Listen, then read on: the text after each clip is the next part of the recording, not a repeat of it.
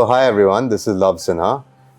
So today you're joining us in conversation with Dipali Meher. Dipali has been an artist from like childhood?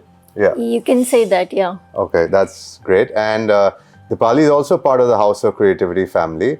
And her speciality or her art technique would be calligraphy. She has some really beautiful works. And she also has won a national award in art, which is phenomenal in my opinion. So I think I would like to start, Dipali, by just asking, like, how did your journey begin as an artist? So, I like I said, from childhood itself. So, from school itself, my teachers used to send me for a lot of art competitions. Oh, nice. And I think my first international award was when I was in 10th standard. Oh, and wow. it came all the way from Kanagawa in Japan. Oh, So, from there itself, you can say, my mother pushed me, then my teachers motivated me, and then I took up art as a profession, like went to JJ School of Arts to learn, and that's how the journey started for me. okay, so that's great. But then I'm guessing somewhere the fact that your first award came from Japan, maybe that influenced you a little bit in terms of pursuing calligraphy, or was that before itself? Definitely, I do feel I have a connection to Japan. Okay. Because it's not just calligraphy. There are other things like there's Buddhism that has come to me, which I Amazing. follow. There's Reiki, which I'm practicing, which Okay. is again, you can say Originated Japanese. from Japan, yeah. And there's also a connection between Japan and India. Like all these things, they've been named by the Japanese, but the knowledge has gone from India to Japan. Okay. So definitely there is a connection. So that's pretty amazing, because I think, like, even for me as an artist, I would say that since childhood, I mean, a lot of people aren't aware. I used to listen to J-pop. Like right now, K-pop is very popular, but I used to listen to J-pop when I was like a teenager. I've been watching anime since a very young age, and the family-friendly anime, not the sort of stuff that's out there now. And again, like for some reason, even though I've never been to Japan, it's always influenced me creatively also, because even if you look at Japanese video games for that matter, like the art style or the art technique that they use, like, and you may not be, into games as such, but like in the early 2000s, they came up with a technique called cell shading. So what that was, like, the lines around the characters in the game would be very pronounced. So it would look like someone's taken a pen or a pencil and made extremely strong outlines. So that was a technique that they integrated from like actually art, right? And they used it in the game. So that's what I think that in terms of creativity, the Japanese are phenomenal. And I think some or the other we do end up getting influenced, you know. We do, yeah, that's true. But India also has a lot of art which is different. Yeah. Japan has a lot of art which is slightly, I mean, I think South Asia, India, we have a whole lot of variety. I somewhere feel I have a connection from a previous lifetime to Japan, which is why it's flown into me into this lifetime. I do love Indian art also, and sometimes I do try to do a mix of both. Like calligraphy, yes, the strokes that I do are very calligraphy based, inspired from that. I also do fine line work. So a lot of that work resembles Madhubani and Indian art forms. So somewhere I'm trying to get the free flows of the Japanese style and the Indian cultural influence. Basically, I mean, if I was to kind of try to simplify it, you try to integrate Japanese and Indian art styles in your work. You can say that it's happening. The influences, both influences are there. Yeah, and they're merging in a way. Yeah. Okay, that's great. That's great. Yeah, because Madhubani is obviously an art style from Bihar, and I am from Bihar. So again, a lot of people may not be aware of it, but it's a very beautiful technique, and it's extremely popular over there. And in fact, it's become extremely popular all over India now. So yeah. But yeah, that's great. And what inspired you to pursue calligraphy specifically? Because every artist decides to choose a technique or a method in some way.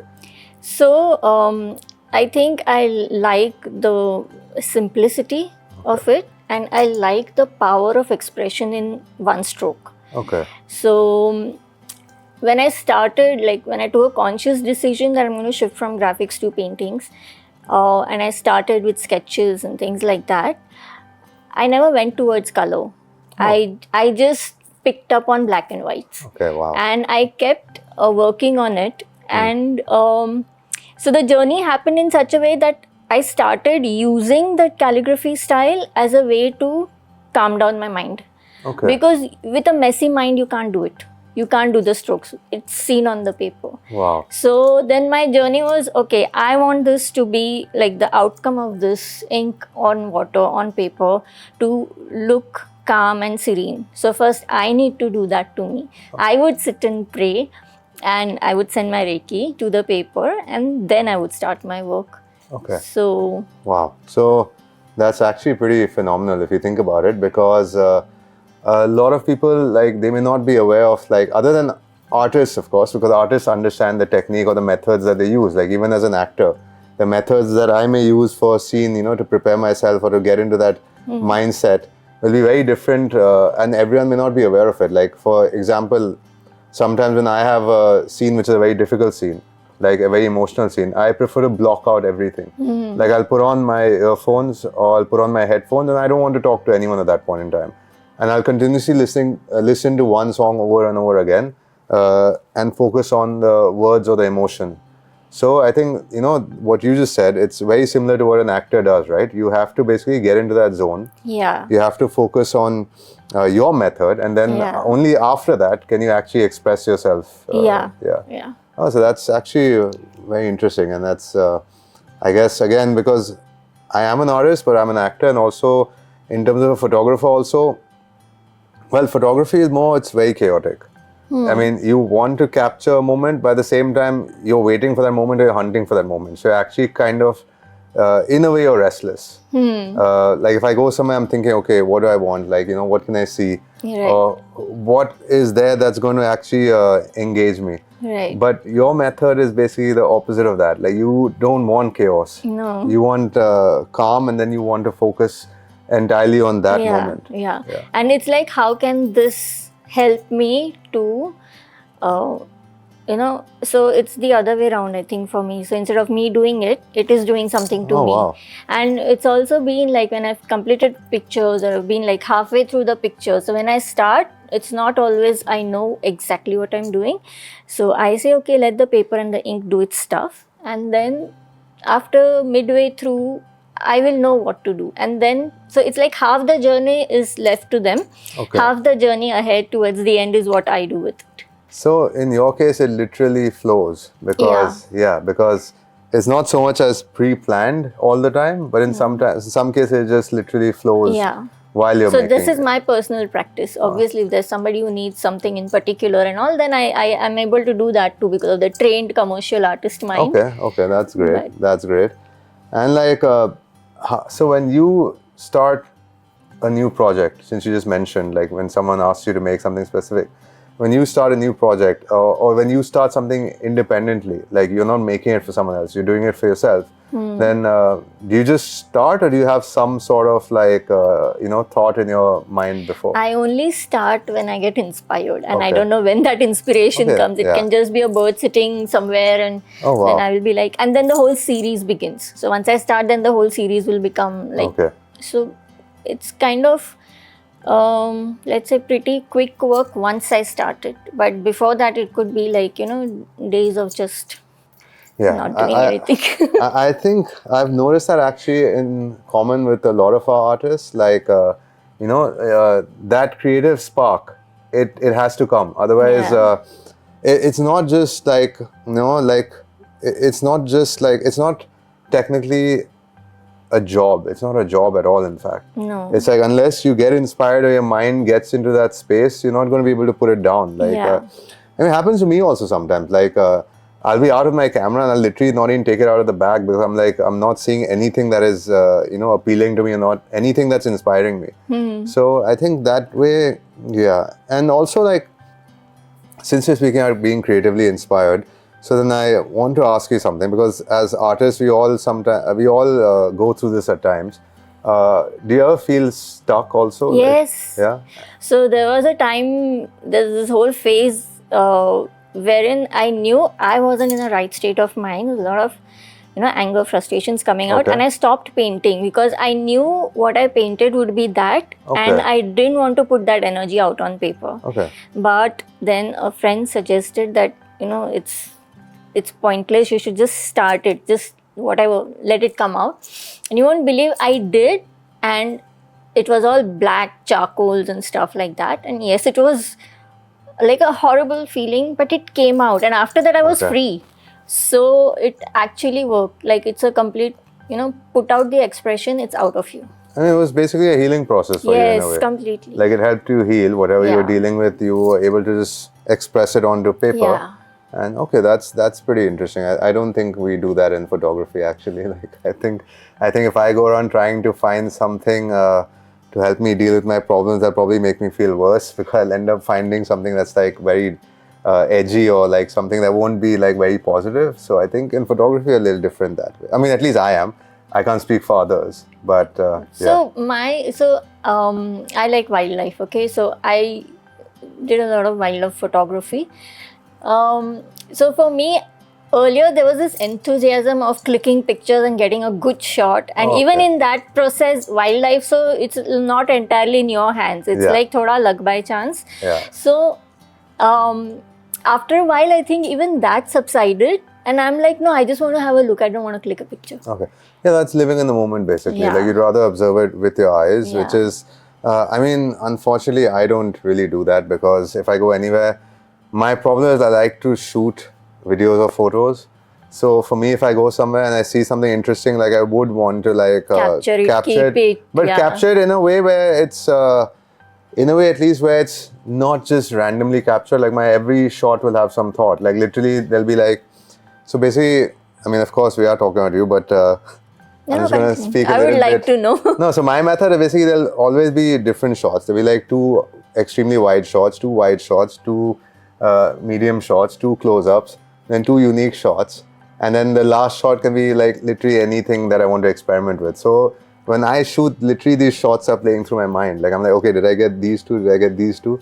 So I don't function a way where I'm shooting very organically. I'm shooting literally like how someone would shoot if they're actually capturing something. You've learned photography? No, I have not learned photography. I've just basically been a part of the film industry my whole life. Okay. So, I mean, not that every actor tries to focus on it, but for me, I guess the more I understand the technology, the more I understand everything behind the camera, it helps me in front of the camera also. So that's what I believe. Like, and my brother's a director. In fact, his film Nikita Roy will be coming out in July 18th. So he basically focuses more on all of that. Like, in fact, I would say that he was the one who always had a professional camera first. I used to always carry cameras, but my thought process was that I want something that is lighter or more convenient. But now I can't imagine being without a professional camera. Like, I just can't. Like, But anyway, coming back to you, sorry, we deviated a bit. No, but even photography is a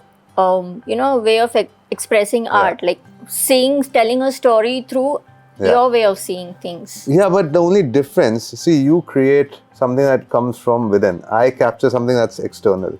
So there's a slight difference. And so for me, I think step 1, like I've done this also, like the photography part will be a part that could inspire me. So that's the inspiration part of it. Okay. Like, I do get inspired from photographs too, especially black and white ones. Oh, nice. And lots of times. So that's how sometimes it gets connected to my art. Okay.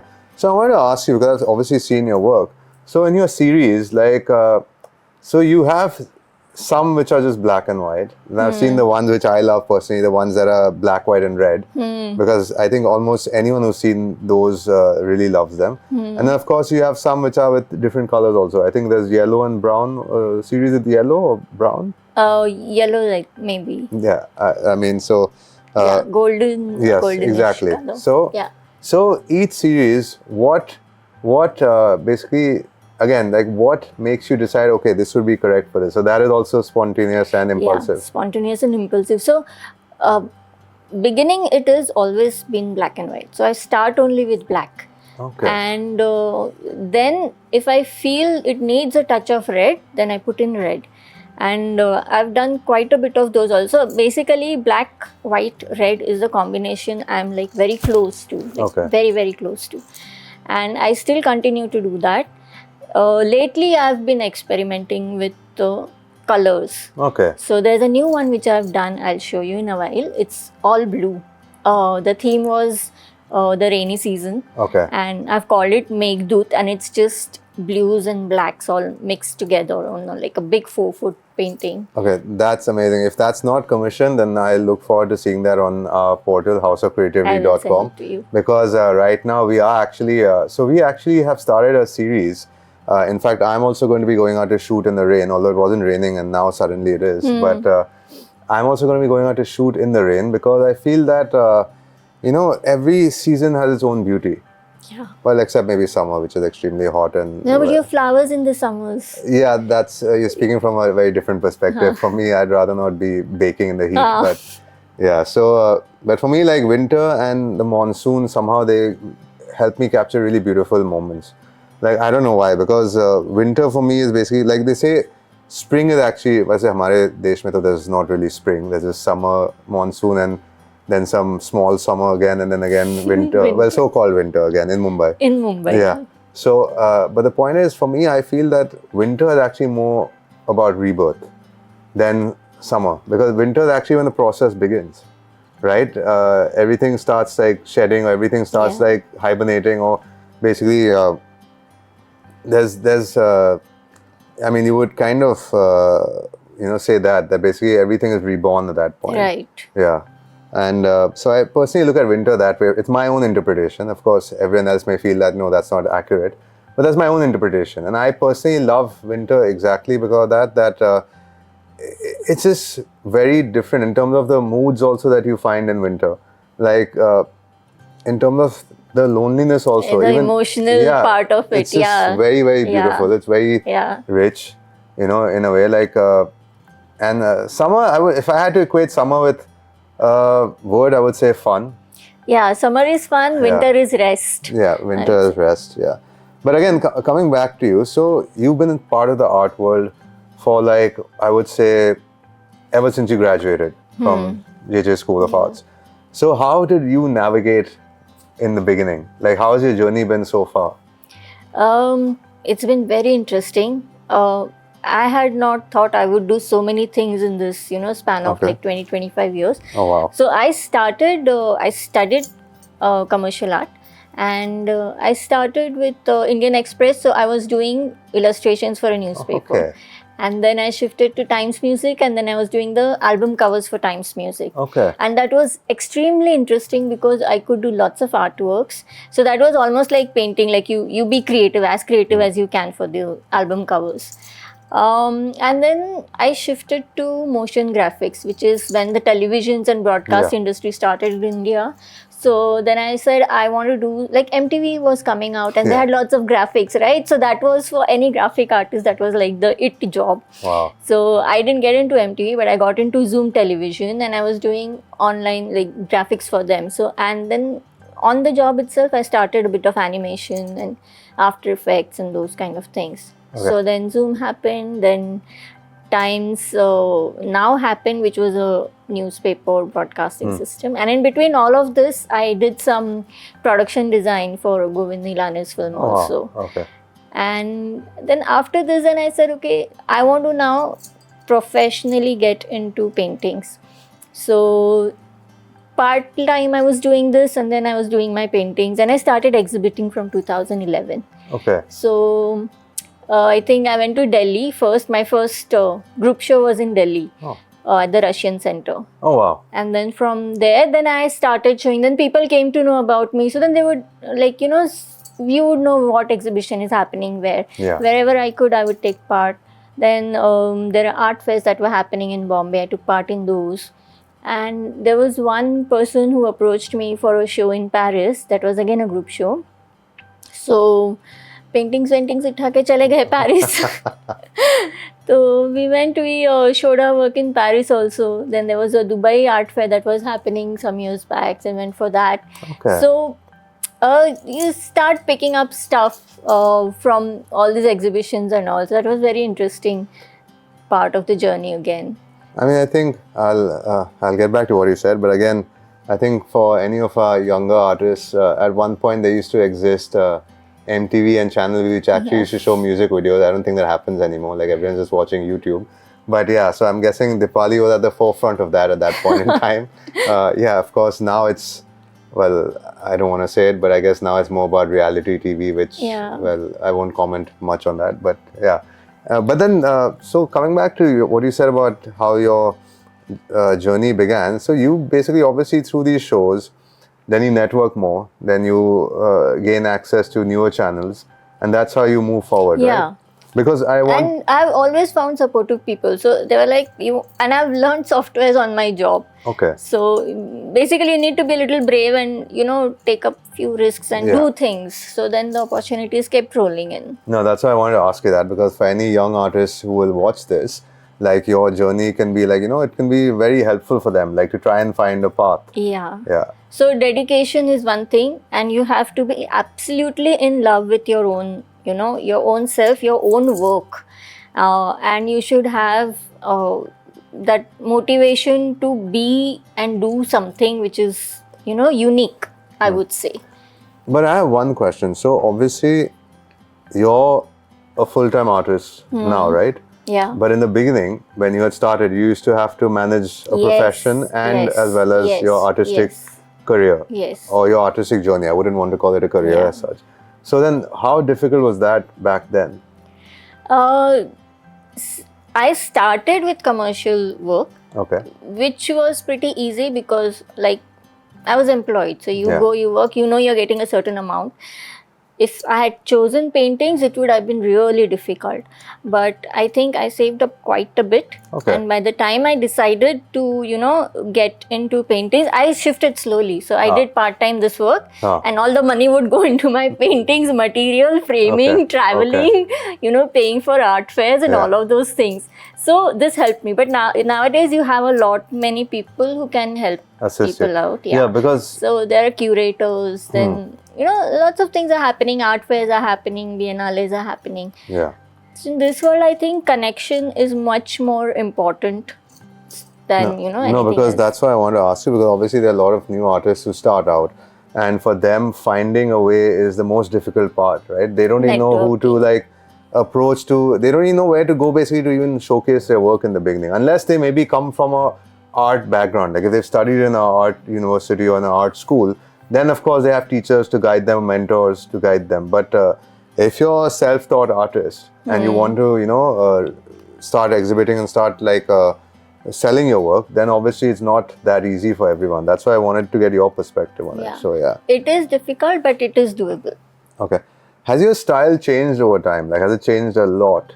Not a lot, but I can see it evolving. Okay.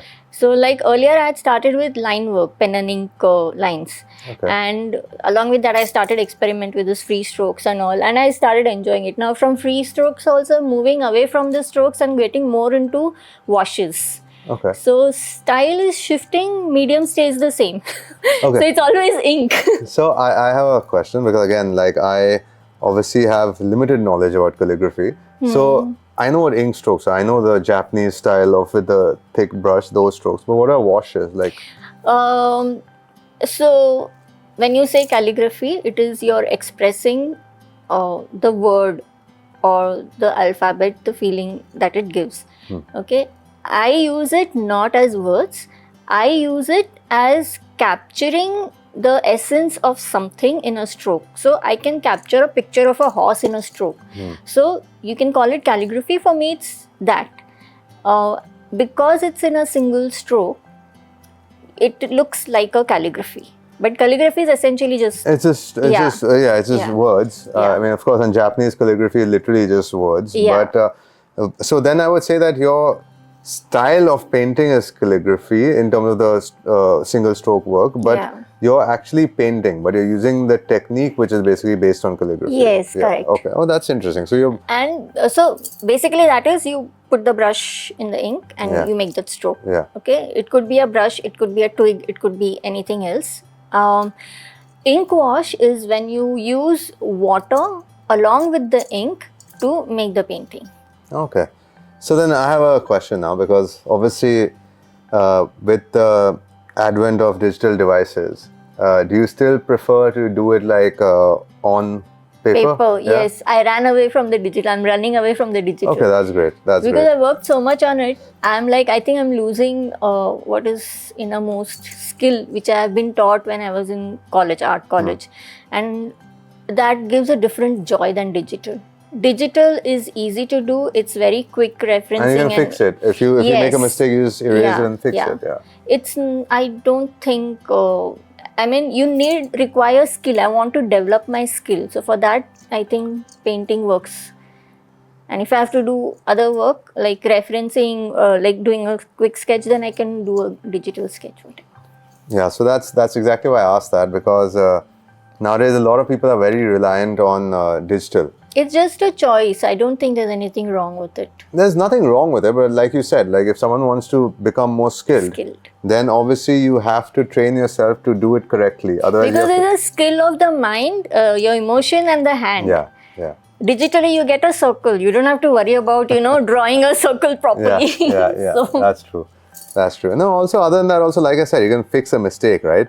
Like if I have my camera, I can shoot maybe like 1,000 photos, and I can delete whatever I want. But if I have a reel, I can only shoot 36 photos, and I have to make sure every photo counts. Yeah. So although I personally I believe you become sharper in the process. No, that's why you mentally have to become sharper, and you have to like every shot counts, or every stroke counts in your case. So basically, for me also, when I shoot with my camera, I still prefer to like I always tell someone also, I'm like, don't shoot 30 photos. I said just take 10 good photos and just make sure each photo counts. Right. Because first of all, anyone can just take like in burst mode. Anyone can just shoot in high speed mode in the camera and capture like 100 photos and look for the best. Yeah, of course, in certain scenarios that also is required. Like if you're capturing sports or you're capturing wildlife, sometimes yes, you will try to take as many shots. Yeah. But I'm saying if you're trying to capture a beautiful moment, or you're trying to capture a photo of someone else, just make sure that you get it right in as little tries as possible. Yeah. So I think that's why I asked you, because everything is becoming digital now. I think in a way, I don't know what the long-term implications of that are going to be, but personally I feel that it may not be that positive. It may make us a little dull. Like so that is happening everywhere. No? I mean, in all fields, I would say. Thankfully, in acting, so far, we still can't cheat our expressions. You can't cheat, but you know what's happening? Actors are going to go out because of the AI. Yeah. They will probably just sign you for your face and then replicate the whole of you digitally. No, so they're going to do that possibly for actors who may not be around anymore, like actors who may have passed away. So a lot of estates are willing to like sell their likeness, because that's a constant stream of revenue. Again, coming back to an artist's lifestyle, I think the main concern most artists have, unless they come from a very affluent background, is basically generating income, which is again what I always say, like for young artists starting out, that's why your experience or anyone else's experience will always help guide them in a way. I would always say have a parallel source of income. Yeah. First set that up and then do that. Yeah, I think for me, and it's a long journey. Yeah, it's a long journey, and enjoy it. It's fun. No, but I mean, I would say sometimes, as being the founder of House of Creativity along with my brother, I sometimes do say, yeah, it is a fun journey, but sometimes it's a little frustrating also, because see, art is a business where you're basically like, sometimes it's going to be phenomenal, like you'll have insane sales, you'll have like outstanding like revenue generation. And then sometimes it'll be like you'll have 6 months, you're like, okay, you want things to pick up, but they're not picking up. So I'll tell you what, so experience of some of my fellow artists, they work for, let's say, 6 months, totally cut off from the world. And the next 1 year goes in networking. Okay. So that much of an effort has to be put in for success. Okay. One way of doing it. Other way of doing it, you find somebody who is good in business. So you continue with your work, and the selling part of it, the business part of it, you give to somebody who's very good at it. Yeah, I mean, you find a curator also who can assist you with sales, or you find a sales manager who has a large network with HNIs, and then you basically have them pitch the artworks to them. Yeah, of course. Of And course. it actually, because it is not a one-person job. It No, is it's a not. 2 people, 3 people. More than- There's a more third than one added, which is publicity and marketing. Okay. Yeah. So the curator is different and the publicity marketing is different. Yeah. So there are like 3 people involved to make it a success. Yeah, that's true. That's true. That's very true. No, so I just want to ask you also. So you won a national award in 2019. So what is that process like? Did you have to submit your work? Yes, or? so we had to submit a portfolio and our biodata and all of what we have done till now, and they get entries from everywhere. Yeah, so that's they choose. Yeah, so they choose who they think is most eligible for that. Okay, that's amazing. So how it came about was also because this happened. I was working with a school in Nasik. So one Okay. of my friends was a part of that school, and she had called me on to understand what more they could do in that school in terms of art. And that was where I got the news that this was happening. And if you want to, then this is open, you can submit your. So the news came from there. Oh, wow. So that's how I submitted stuff. So since you mentioned a school, I'm guessing that you do take part in social causes also? Or you do try to assist? I'm not done too many, but sometimes. No, that's fine. That's fine. Main thing is that one should always start. That's what I always say, right? Yeah. We can't all, give it 100% right in the beginning, but you have to take a small step. So I think that as artists, in a way, like we should all try to, Yeah. give back however we can. Because sometimes we feel that, okay, we're doing something which is very small, but even that small bit can make a difference Yeah. in someone's life. Like, like I remember, like, we actually, and again, I'm saying this in a way that we wanted to assist some of our artists who basically, we gifted them 3 iPads. And we chose those artists specifically because we wanted to gift it to someone who would use it and who required it. Right? Because if someone already has it or can already go out and get it, then that's different. But you'd rather assist someone who basically needs it more than someone else. So I think as a company, like, we also try to do that at times, and I think that's just how it should be. Like, we all try to help each other in a way. Yeah. Yeah. True. But so I guess, like, are you planning another exhibition anytime soon? Not soon. So if I'll be taking part in maybe group shows Okay. for a year or 2. I am starting work on the next, probably you can call it a solo, but it will take time, Okay. maybe like 2 years or so. And a lot of experimentation will happen in this 1.5 year towards that. So Okay. I'm looking forward to the next Okay. exhibition. So I have one more question. So far in your journey, what has been your most favorite part of it, and what has been your least favorite part of it? Least favorite part is networking. Okay. Okay, I'm like really bad at it. Ah, And most favorite part would be just the work. okay. Just the work. And sometimes when you put it up and you're sitting at the exhibit and there are people who come and they really connect with it. And I love seeing the expressions of those people, like the joy or the amazement or the quizzicalness also sometimes, that they're trying to figure out what is it that this is. So I absolutely love those moments. Like, you just sit and you observe what the painting does to other people. So now I have a question which is more related to, I guess, us in a way. So, in terms of House of Creativity, so, I know how you came across it, but I want you to just tell, whoever will be watching this, about how you came across House of Creativity and what made you then decide that you wanted to join. Because, of course, everyone has a choice, right? Like, Yeah. someone would choose to join a platform, someone may not choose to join a platform. So, what made you, how did you come across it, and what made you decide to go ahead with us? So, how I came across it is through Soham. Yeah. You know about him. Yeah.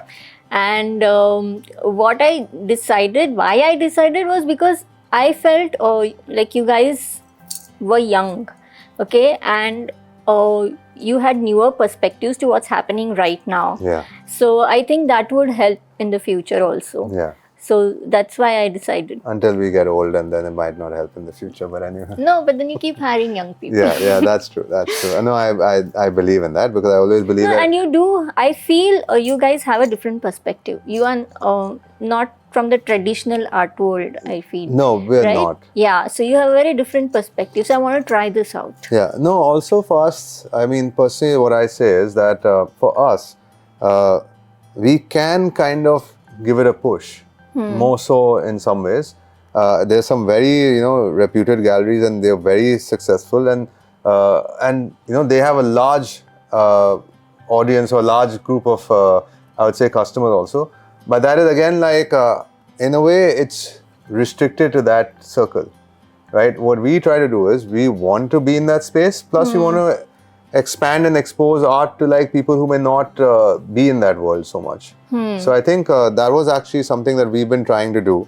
And even our last exhibition that we had, the Art of Confluence, like I think we had a phenomenal turnout. I don't think you could make it for I it. couldn't make it. Yeah, so I had sent it to. Yeah, so we had a phenomenal turnout for that, and again, like it was really well covered, and I think that's what matters, right? Like, see, I always make it very clear to our artists. I'm like, I can't guarantee sales because no one can guarantee sales. What I can guarantee is giving that exposure, giving that platform, and then basically helping your reach also grow.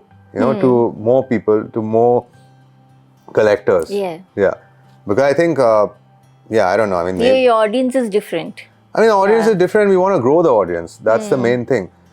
Because again, like, we will do our best. Of course, we do our best. I mean, I push very hard, but I don't think, I mean, I don't know. Tell me your experience. I just want to know your take on it. I mean, has anyone promised guaranteed sales? No, nobody right? does. Yeah, Nobody exactly. does. But I'll tell you my own experience because I was trying to sell my own paintings. So Yeah, for that's me, great. art fairs really worked. Okay. Okay, also because it's a direct contact with the buyer. Yeah. Exhibitions. Okay. Yeah, no. Especially group shows, I feel my work gets lost. So I do participate because it will be seen, it will be known, and it's also important for publicity. Yeah. Like people know. So you should know your fellow artists. You should know, other people come when it's a group show. Many people come to watch it. So that's a good thing.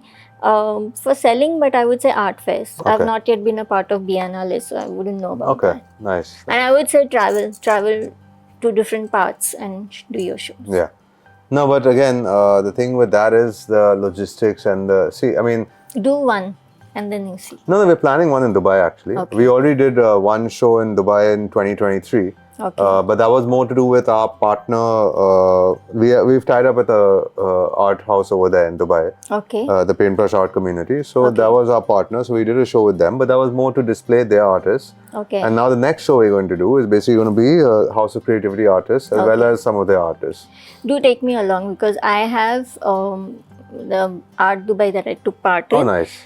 I was able to sell stuff, so I know my audience is Okay, that's there. great. Yeah, that's great. So yeah, Art Dubai again is a great platform for any gallery or any artist, or even like a platform like ours. So yeah, we also will be doing that.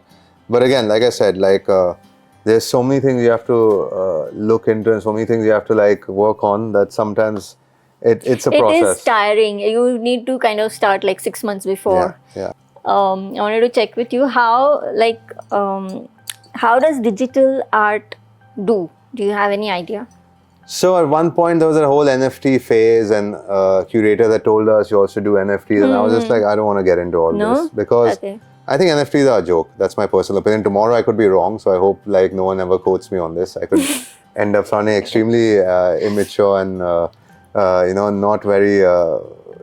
very aware. But I personally felt NFTs were a joke, and because thing is, if I have a digital collectible, it's great, but how do I know? Even if I have a digital signature with that, it's like literally the same thing with limited edition shoes, right? Like people are like, I have a limited edition shoe, but that's only reason that's limited is because it's going to fall apart in 5 years.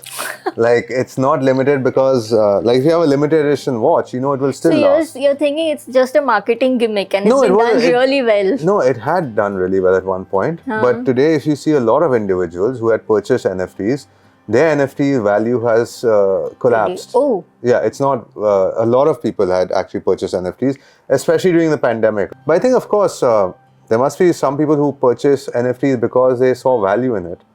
And like I said, at that time during the pandemic, because you couldn't go out, you couldn't get access to real art. Okay. You couldn't go to galleries. You couldn't. In fact, I sometimes wish House of Creativity had launched before the pandemic. We were actually working on it during the pandemic. But yeah, NFTs was a phase. Again, I could be proven completely wrong tomorrow and it could become phenomenal. It could become huge. Like, for example, if we're talking about cryptocurrency, whoever invested in cryptocurrency in 2012 or whenever it started, a lot of them are extremely rich today. Like, That's what I was thinking. That part of that has worked. Cryptocurrency has worked. What is NFTs, about the art? Not yet. I personally don't feel digital art is beautiful. Excuse me, digital art is beautiful. A lot of our artists paint digitally. Their artwork is digital, but it's not on a screen. It's painted on a screen, but then it's printed out. Okay. And it's framed. So I'll tell you why I asked you also was because I had a bit of an interest in it, and even for my last exhibition, there were some 2-3 paintings. I had got a friend of mine to do a bit of animation for it. Yeah. And he did, and it was, let's say, quite a factor that people remembered my exhibition because of that. So I was wondering if it has a future, whether I should be putting in more effort towards it. No, see, again, honestly speaking, I don't think I'm the right person to comment on it because I'm sure there are more people out there who may have a little more knowledge about this matter also. But personally, what I feel is you should continue doing something that you believe in. Because honestly, it's not going to harm you in any way. And for all you know, like I always say, if you're ahead of the curve, you're lucky.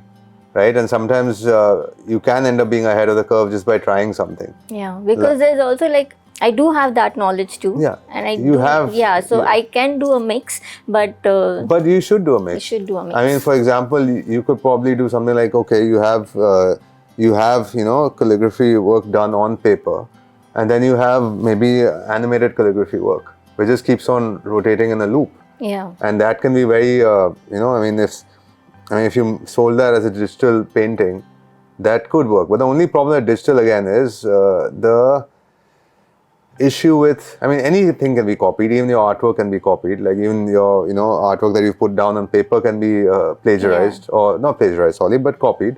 But with digital, the problem is then you have to get into all sorts of digital rights management software. And also I was thinking that the software is updating very quickly. So, CDs have gone out only now completely. So, if I'm working on something right now, will it be there 10 years ahead? And if it's not there, then what is... but that is... Shouldn't I also be doing something which will stay for a longer period? No, but then that's your artwork that you put on paper, right? Yeah, that will always be there. Yeah. So the other thing can be, it can be something you want to try. It's a creative attempt. I think as a creator, we all have to take attempts. Like I don't, feel that if we don't take a risk creatively, then we'll be stuck. So I personally believe you should go. I believe that you should go ahead with it, and I think that would be great. And again, see, we are looking at it from a different perspective because we as artists, we are part of the digital age, but we didn't grow up with it. We integrated into it. Yeah. Or more like it integrated into our lives. Yes. But the generation that's coming up now, they basically are growing up in a completely digital, era. Yeah, true. Like from the moment they're born, they are basically watching things on YouTube. They're watching cartoons on YouTube. They're basically maybe even reading on tablets if they're not reading books. Yes, true. Which I don't personally agree with. I personally believe that everything should not be digital because you get dependent on it. And this is my own personal opinion. Like right now, if you notice, even in society, I'm drifting away from art a bit, but even in society, we go anywhere. Before, if we went somewhere, we used to, either read a magazine or maybe talk to someone. Like if you're sitting in a doctor's office also. But now no one is even looking up. Yes. Like we're all just in looking your down. Phones. Yeah. So I personally believe that that is an issue, and that's going to become an even bigger issue in the next 10 years or so, unless we kind of make an effort to reduce it. Because, like you said, this is going to make us a little dull. It's not making us sharper. Yeah. Right? And Yeah. and I mean, again, with companies trying to sell us AI, as you said, it's going to replace actors, but it's going to not just replace actors, it's going to replace artists. Artists It's going to already started, no? It's going to replace musicians. Yeah. It's going to replace language teachers. So this is not something we need to be proud of. This is something we need to be very concerned about, right? And livelihoods are going to get affected. And again, this may not be related to art, but it is in a way. Like artists' livelihoods are going to get affected. So we have to kind of figure out some way to maybe work with it, but not let it consume our lives. Right. Yeah. Or else we're all looking at a really bleak future. But yeah, okay. It's really great that you came today, and I'm glad you could join us. I'm glad I could meet you because I was like, join to kar liya, love मिल ही नहीं रहा है. No, but हम लोग कभी भी मिल सकते हैं. That's not an issue. Like, and I actually wanted you to come for this also because, again, you're someone who can basically inspire artists who are coming up, right? And they will, whatever you said on this, in this conversation, they will get inspired by that. They will learn from that. And like you said, even the things you said about the fact that art fairs lead to a lot more sales, I think that's... Oh yeah, true. That's something that will be very helpful for a lot of upcoming artists. Yeah. Because you do put in a lot of investment towards the art fair. So whether somebody should do it or not, from my experience, I took the risk and it has worked out for me. But I mean, I don't want to know the exact numbers. Obviously, I don't get into that. But no, lakhs I know. But I'm saying in terms of...